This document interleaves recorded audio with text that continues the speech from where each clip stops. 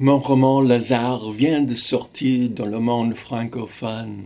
Dans le roman, le nom des personnages est celui qu'ils avaient à l'origine, avant qu'ils soient christianisés.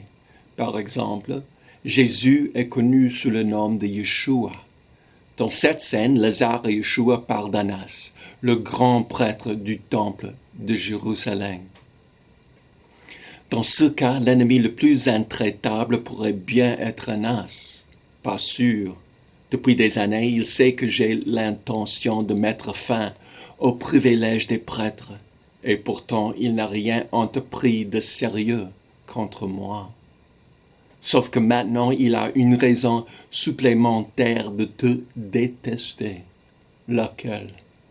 Il te jalouse. Yeshua n'a pas l'air convaincu. C'est pourtant vrai. Lors de l'entretien que nous avons eu, j'ai compris son courroux. Tu as une maîtrise de l'esprit et de la matière qui dépasse de loin ses propres capacités. Quand tu m'as ressuscité d'entre les morts, juste devant Jérusalem, El Shaddai t'a ressuscité d'entre les morts, me corrige Yeshua. Mais c'est à lui que tu en as appelé. Je suis persuadé qu'Annas a pris cela comme un affront personnel. Yeshua hache la tête, l'air déçu.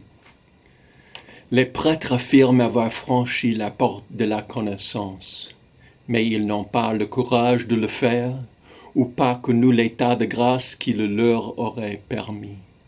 Et ils nous en cachent les clés. Ils se mettent une couronne imaginaire sous la tête. Ils se pavanent comme des princes dans leurs robes brodées.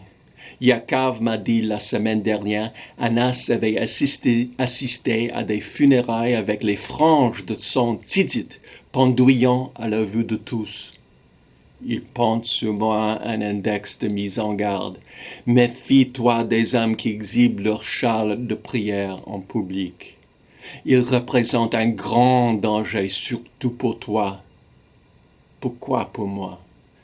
Tu t'efforces de dissimuler ton mépris à leur égard, mais en vain la plupart du temps.